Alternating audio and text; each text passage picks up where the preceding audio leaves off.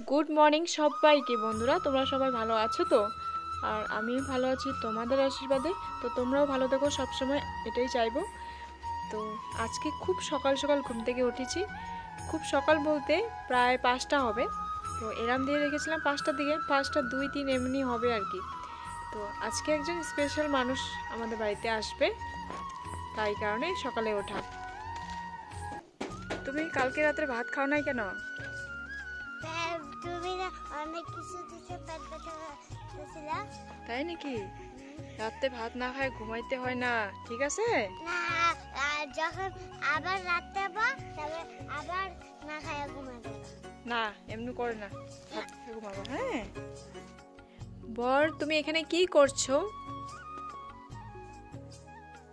এখানে উনুনটা কেন ধরেছো?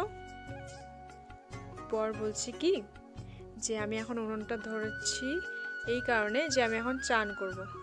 তো আমি বললাম ঠিক আছে, আমার জন্য অল্প জল গরম করবা, আমিও চান করে নেব।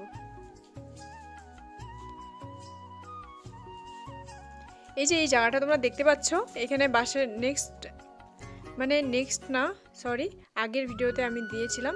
তো এই বাঁশের কঞ্চিগুলোকে কাটা হয়েছিল, তো এই কারণে এইখানে ঘেরা করে কিছু সবজি ফেলানো হয়েছে, শাক ফেলানো হয়েছে।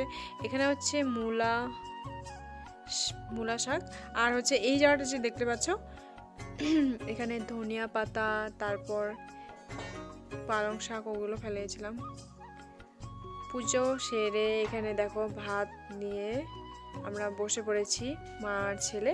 তারপরে স্পেশাল মানুষটা হচ্ছে এই যে আমার জামাইবাবু কমলা লেবু।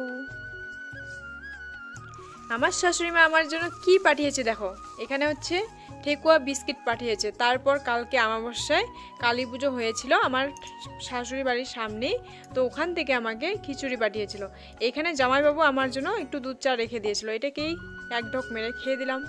তারপর আমার জামাইবাবুর ফেভারিট হচ্ছে পাঁঠার মাংস, তো আমার বর আজকে তাই কারণে পাঁঠার মাংস নিয়ে আসছে। এই পাঁঠার মাংসর মশলা করতে গিয়ে আমাকে অনেক কান্না করতে হলো। তারপর আমার মাংসটা ফাইনালি তৈরি।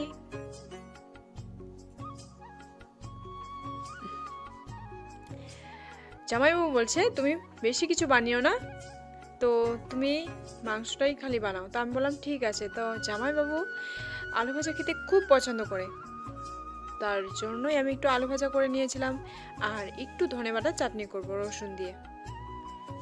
আজ সানডে ধামাকা পার্টি। তারপর এখানে দেখো আমি খুব সুন্দর করে ভাতটাকে সাজিয়ে দিয়েছি আমার জামাইবাবুর জন্য। তো এখানে ফাইনালি খাওয়া দাওয়া হচ্ছে। তো তোমাদেরকে চলো টাটা, বাই বাই।